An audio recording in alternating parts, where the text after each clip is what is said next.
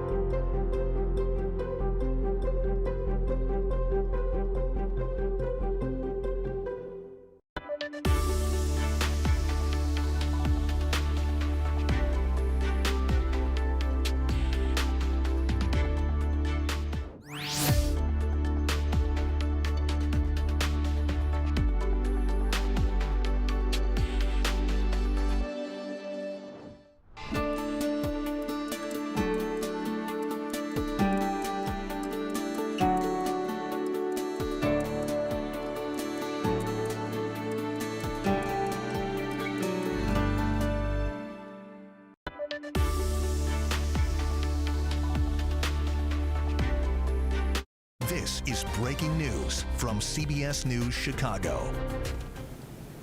Good evening. I'm Erica Sargent. Right now, Forest Park Police are about to speak about charges filed in the mass shooting on a CTA Blue Line train that killed 4 people. That all happening just yesterday. The suspect, we're told, was caught shortly after on a Pink Line train. That man, 30-year-old Ronnie Davis of Chicago. We've learned that he has been charged with 4 counts of first-degree murder. And as we hear from the Forest Park Police, we hope to get more information on those charges. Let's see if we can listen in. Police responded. They discovered there were 4 individuals that were shot, 3 of which were deceased on the train itself. A 4th victim was transported over to Loyola Medical Center over in Maywood, where they were later pronounced. Through coordinated efforts between Forest Park Police Department, Chicago Transit Authority, their security teams, as well as Chicago Police Department, we were able to find a subject description of the offender, broadcast that out to neighboring agencies, and Chicago Police Department officers were able to locate a suspect in this matter that matched the description given. That subject was taken into custody, identified by our investigative teams as well as our police officers, verified through the surveillance videos through Chicago Transit Authority. That subject was taken into custody and brought back to here to Forest Park. With that, the investigation concluded with our West Suburban Crimes Task Force and the detectives from the Forest Park Police Department. Earlier this afternoon, 4 counts of first-degree murder were approved for a Mr. Ronnie Davis, 30-year-old male from Chicago. With that, I am going to bring up our Detective Lieutenant, Daniel Pater, who's going to brief us a little bit further on this. Could you spell your name as well? Thank you, Chief. Yes, my name is Daniel Pater, P-A-T-E-R. I'm the lieutenant in charge of the investigation unit here in Forest Park Police Department. As the deputy chief said, yesterday about 6 a.m., Forest Park investigators were notified of 4 deceased at the Blue Line train. Forest Park investigators, along with the immediately we notified the Major Crimes Task Force, WSTAF, West Suburban Major Crimes Task Force, and along with the corroboration with the CTA security, CTA personnel, CPD, the suspect was taken into custody. At the time he was taken into custody, a weapon was recovered. Following the investigation throughout last night and early throughout today, the firearm, along with the spent shell casings on the train, the ballistics were performed, and the weapon recovered from the offender is in fact the murder weapon that was used to shoot 4 people on the train. As the Deputy Chief said, we were able to, with the assistance of the Cook County State's Attorney's Office, we were able to procure charges for first-degree murder for Ronnie Davis for 4 charges for the 4 victims of this heinous act. At that time, I will turn this over to the mayor.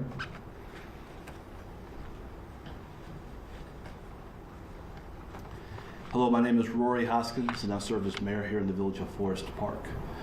On behalf of the community, I want to thank State's Attorney Kim Fox for joining us this evening, as well as CTA President Dorval Carter.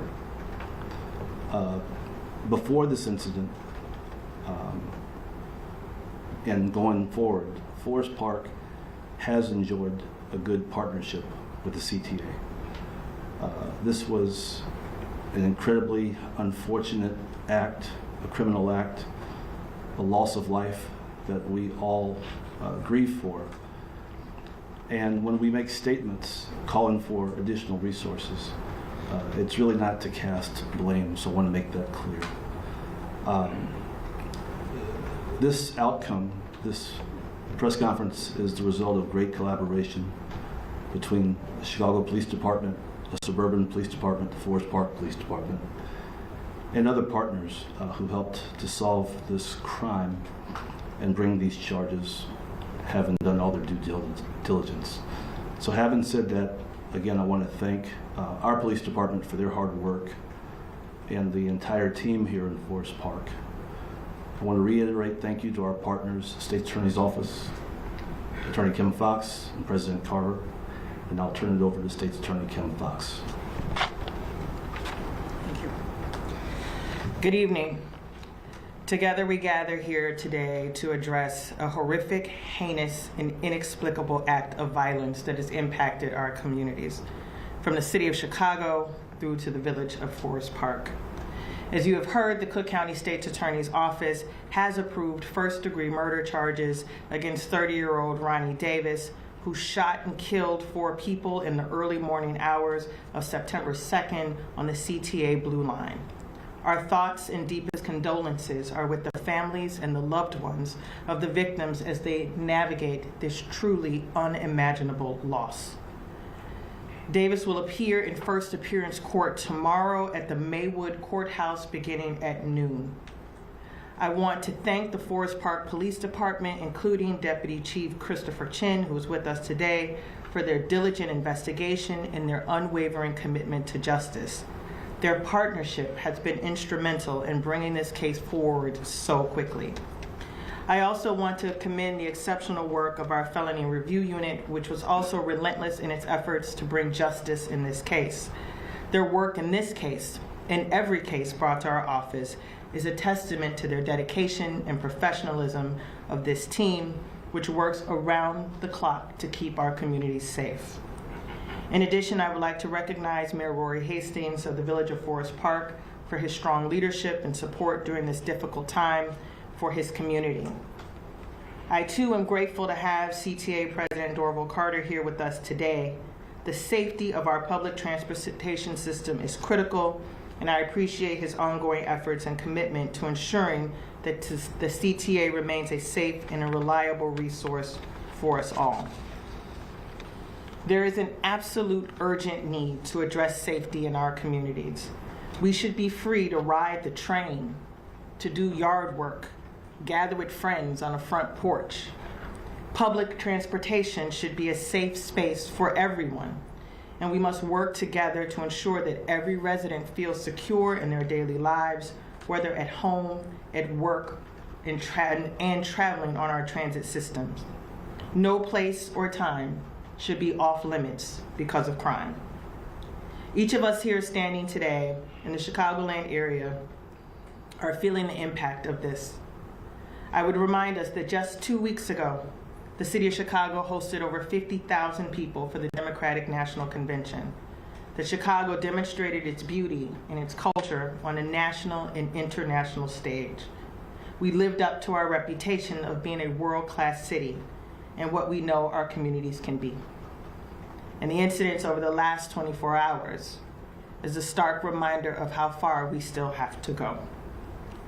So we won't tolerate these acts of violence that threaten peace and safety in our neighborhoods and prevent everyone from enjoying all that our county has to offer. As we seek justice for the victims, we remain steadfast in our commitment to work together to create a safer, more secure Cook County for everyone. With that, I will turn it over to CTA President Dorval Carter.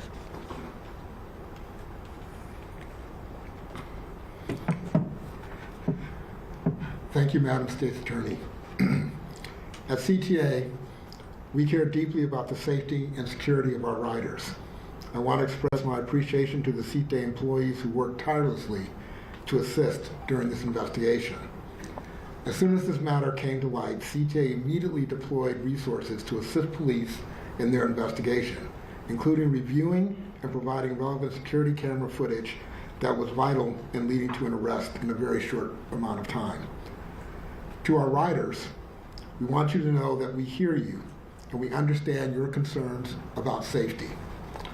The men and women of CTA are united in our commitment to make sure we're doing everything in our power to protect you, our riders, as well as our employees. We continually invest in security resources and measures that have done so over the last decade, which includes the expansion and upgrade of our network of nearly 30,000 security cameras, added security guards, and expansion of our volunteer policing program to expand the presence of police across our system. Plus, we continue to test out new technologies and deployment strategies.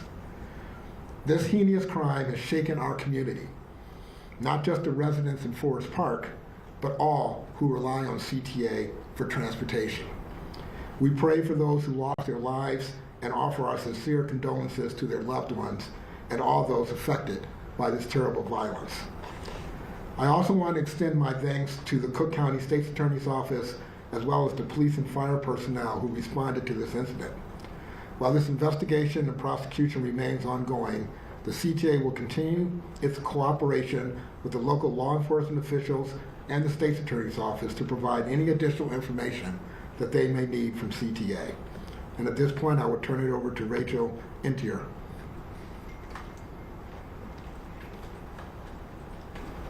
Good evening. At this time, we will entertain questions from reporters.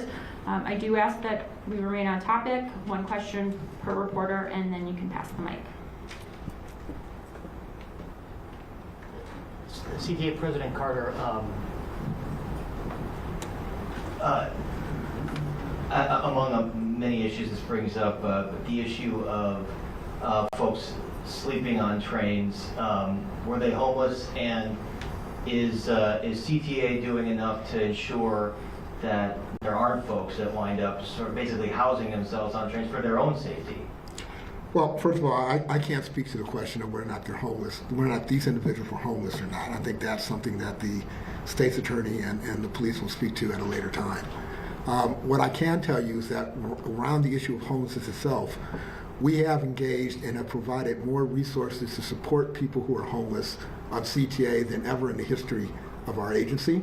That includes partnering with social service agencies who are out on the CTA every night providing services to support them and to provide them options other than sleeping on CTA trains. Clearly, in this particular case, there were individuals sleeping on the train, but the issue of whether or not we are doing everything that we can to support them, I think the answer to that is yes. I think you heard the mayor speak earlier or yesterday about the need for additional resources to support the challenges that we face at CTA, in the village, throughout this entire area. And I support that call for additional resources. You're not going to solve homelessness, drug addiction, or mental health on CTA. You need to solve it in the communities where it exists. And that requires resources that go way beyond anything that the village can provide by itself or CTA. And I'm committed to continue to find the resources to do that. President Carter, can you explain why violent crime incidents are up on the CTA year to date? I see 626 through this date last year and 547, or 626 through this year and 547 from last year. Well, what I can explain is that we carry over 1 million people every day on the CTA. That's the equivalent of the city of Indianapolis. The vast majority of those people do not incur or are involved in any sort of criminal situation. Having said that, as I indicated just a second ago, there are bigger issues that we all need to focus on to address challenges that may be impacting public transportation systems across the country. CTA is not unique in that situation. Dealing with crime on CTA is a very complex issue that involves multiple layers of security and police resources to address it. But I would also remind you to keep in mind that you're talking about a system that has 145 rail stations, 1,500 rail cars, 1,800 buses, covers almost 240 miles of track, over 1,500 miles of bus routes, over 10,000 bus stops. It is huge. And we obviously are focused on how to address that as best as possible, and we're committed to continue to do that as we move forward. Mr. Carter, did the new firearm recognition technology play any part in this case? And given the fact that these shootings happened inside of the rail cars, are you looking at expanding that from just the platforms? Well, as you know, that technology has just been rolled out in the last couple of weeks. It's a pilot in which we're trying to determine how effective it can be or will be in the future.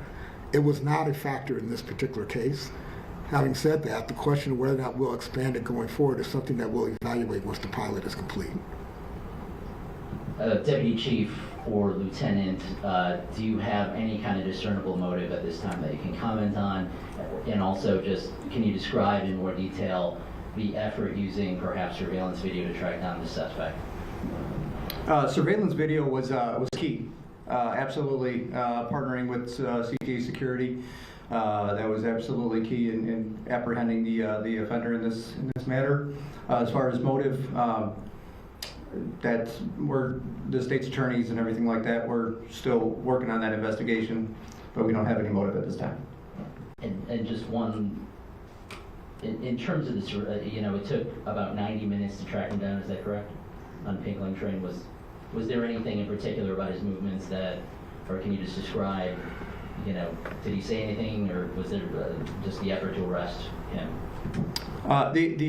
Once a suspect was ascertained, any information like that was ascertained from CTA Security, they put it out to us, we put it out to the public and anyone that we could, and that was what essentially brought him into custody. And sorry, one last thing, that our ABC7I team has reported that Davis had a security guard license that expired perhaps at the end of July. Can you confirm that he was a licensed security guard at one point? Is that part of your investigation? There's no part in our investigation that indicates that that's true. For the law enforcement authorities here, can you talk about any prior contact with the suspect? I spoke to a couple of workers there today that said just 2 weeks ago they called police on the same suspect, Mr. Davis. Apparently he had been, attacking some other folks. They claimed that a report may have not been entered. And so can you all confirm that 2 weeks ago to this day, did you all have any prior contact, speaking specifically to Forest Park, with the suspect, Mr. Davis? Thank you. We don't have any contact. We haven't had any prior contact with Mr. Davis prior to yesterday. Did Ronnie Davis have a previous criminal record, and could someone go into detail if that existed? We will go into a full recitation of the facts as well as Mr. Davis's criminal history tomorrow at the first appearance court hearing. Mr. Carr, I'm sorry, I just want to go back to you for a second. Is there a concern if the narrative turns out to be true that these folks were just sleeping on the train? And we do know that on certain train lines, specifically the Blue Line and the Red Line, folks that are unhoused may sleep there. Is there a concern for those that are unhoused that are sleeping that they may be targets? The reason I'm asking that question because it was put out yesterday that this is an isolated incident. There's no immediate threat to the community. Well, some would read this as there is a threat to those folks who are on these trains. Can you speak to that at all? Well, I think the better question to ask is why are people sleeping on CTA? I can't answer that question for you in terms of what resources are available to them or what options they may have in their own personal situation. What I can tell you is that we are providing services to people on CTA that can provide them options other than sleeping on CTA if they so choose to take advantage of it. Beyond that, I don't really have an answer to your question. I think that's something that's much better put to people who are experts in homelessness and what's going on. What I will tell you is that certainly, as you have mentioned, people do sleep on CTA. Not necessarily homeless people, people in general sleep on CTA. That does not necessarily mean you're going to be a target. I think it's been stated before, and I agree, this was a very random, isolated incident. I can tell you in my career at CTA, I can't recall any sort of mass killing like this ever occurring. And so, no, I don't necessarily worry about homeless people being killed, but I do worry about homeless people being vulnerable because as it is the case with anybody, when you're on CTA, you need to obviously be aware of your surroundings and obviously take advantage of the opportunities that we may provide for you for other alternatives. Mr. Carter. Sorry, I'll just make it easier. Mr. Carter, Charles Social Block Club. Is CTA planning on taking any additional security measures following this incident?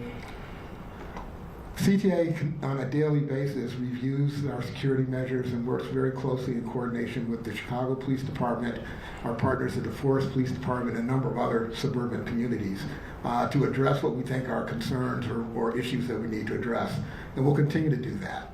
As I indicated in my opening remarks, we take very seriously the ability to provide security and safety to our customers, and I have a group of employees who are dedicated to doing everything they can to make our system as safe as possible. Lexi Suter, NBC5. Thanks for holding this briefing. In terms of the victims, getting in touch with their families, can you confirm, I know this question has been asked a couple times, if in fact they're homeless or not, or have you spoke to loved ones of them that have shared any information about who these individuals are? At this time, of the 4 victims, we were able to make contact with at least 3 of the 4 next of kin from now on, or from here.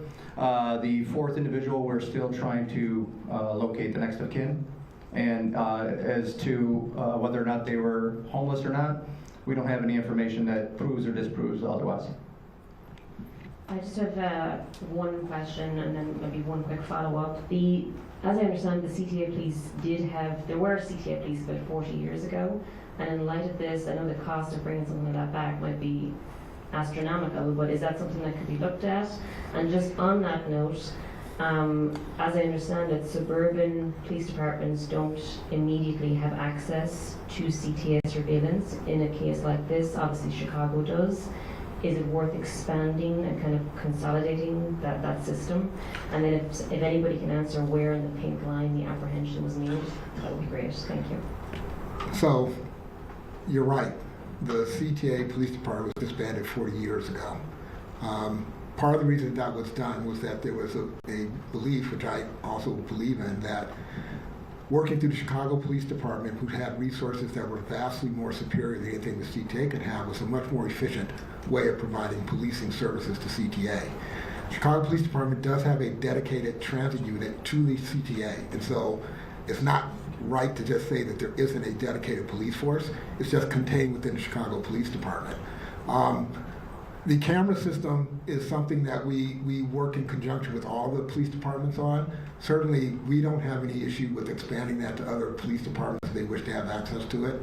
It is used mostly exclusively by the Chicago Police Department, and I know that in this particular case, Chicago Police Department was involved in supporting the Forest Park Police Department with the camera work that they were able to do. So the partnership that exists that allows for access to and use of that system is currently in place, and to the extent that any particular village or suburban area would want access to our cameras, we can certainly provide that to them. But there's no plans in place to kind of expand the service further?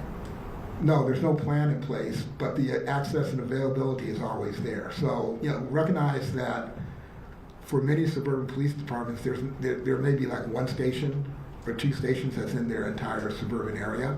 Whether they are interested in having camera services for that or not is really their decision to make. What I'm saying is that we're always available to provide that to them if they want it. Lieutenant, can you tell us what kind of weapon it was and how many shots were fired approximately? The weapon that was recovered was a Glock 43 9mm, and 6 rounds were fired and 6 casings were recovered. Were they all shot on 2 train cars, or were they all shot on 1 train car and 1 ended up in the other? They were shot, 5 were shot on 1 train car, 1 was shot on the other train car. Was there a special call? Was the police response contained to the village, or did other forces come in to assist? I'm sorry, can you repeat the question? Did other forces, police departments come in from other areas to assist with the response? Yes. River Forest Police Department came in to assist, and then also we activated the West Suburban Major Crimes Task Force, which is surrounding agencies that comes together in a major event like this. And were any of the nearby businesses impacted? Were people asked to shut their businesses temporarily, anything like that? No, sir. Detective, before you go, can you answer the previous question that I asked about where in the pink line the arrest was made? Yes, it was 2011, South California. 2111? California. Is the California Pink Line stop? California Pink Line stop? Yes, ma'am. Thank you very much. Thank you. Who was arrested on the train? In the platform. Sure. I know, Leslie, you said in terms of a motive, you all are still working in that area. Just looking at the surveillance video, can you all give us a little bit more? Was there any type of exchange between the... You know what I'm about to say. I'm sorry? We're going to do a full bond proffer tomorrow with a full recitation of the facts. Again, this is fresh in the last 24 hours. I know there's a significant amount of details that you would like to have. We have approved 4 counts of first-degree murder. A full recitation of the facts will be given tomorrow at First Appearance Court at Maywood at noon. Is it safe to say that this was a random attack? I think it is safe to say that this was a random attack. To close this out for a moment, I know that there's deep concerns for people who ride the CTA, concerns that have been asked about here, and concerns about people who fall asleep on the train and assumptions that have been made about the people who were on the train. And what I would suggest is that in the freshness of what has happened, that we take a moment, take a beat. That what happened is sometimes we want to have an explanation for the truly horrific and inexplicable. Allegedly, this man came onto a train while people were sleeping for whatever it is that they had done before, and pumped bullets into their bodies. It is horrific. We want answers. Right now, we don't have an answer as to why anyone would engage in such a heinous, heinous act. But as it stands, based on the information that's been presented by the exceptional work of the Forest Park Police Department in conjunction with the Chicago Police Department and our partners in the area, we have enough for purposes of charging first-degree murder. As this case plays out in court, many of these questions will be answered. I fear, however, the question of why may never be answered, because sometimes truly horrific, heinous, evil acts have no answer. Thank you. Thank you. Thank you all for attending today, and good night. Thank you. Thank you.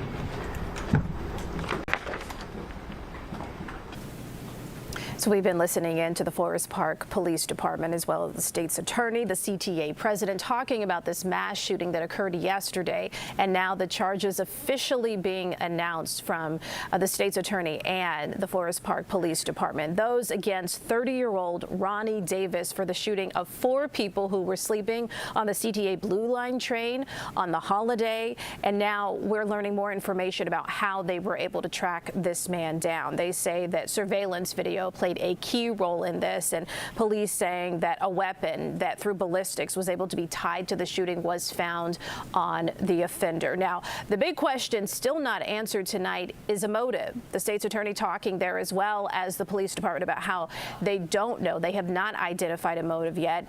State's attorney Kim Foxx saying, you know, she wonders if they ever will, but they're still working to determine that. A lot of questions for the CTA president, Dorval Carter, about the safety of riders. All riders, but particularly riders who may not have a place to stay, those who may be sleeping, those who may be homeless. But a lot of those questions we still will be asking into the night and tomorrow as we work to get more information on this mass shooting. We will have much more on our news coming up at 10, but for now, thank you for joining us on this breaking news live coverage. Those updates at 10 o'clock. I'm Erica Sargent. We'll see you then. This has been breaking news from CBS News Chicago. The Forest Park train station at the center of this investigation has been an area of concern for police. Our Andrew Ramos is in the control room. Andrew, village leadership says problems at the site go back years and have only gotten worse. That's right, Jim and Erica. And Monday's mass shooting now renewing those calls by Forest Park officials to get more, basically get more resources, as they put it, into the village, as they say that this train station has really been riddled with a lot of criminal activity in recent years, and it's keeping both police and fire departments busy all year round. The Forest Park Line station is the final stop on the Blue Line, which locals say is a major factor on why it attracts trouble, where riders are forced to get off the train and then idle in the area. Forest Park is According to Forest Park Mayor Rory Hoskins, village police and fire departments respond to the station more than any other location in its jurisdiction. Information provided by the village administrator, but not independently verified by CBS News Chicago, puts the 911 call volume at roughly roughly 4,300 a year, where a bulk of the service calls pertain to opioid overdoses and mental health emergencies. And so, State Representative LaShawn Ford, whose district represents Forest Park, says the Blue Line station has been on his radar as constituents have tirelessly alerted his office about the concerning activity for years. I hear people using drugs on the train. I hear people overdosing on the train that actually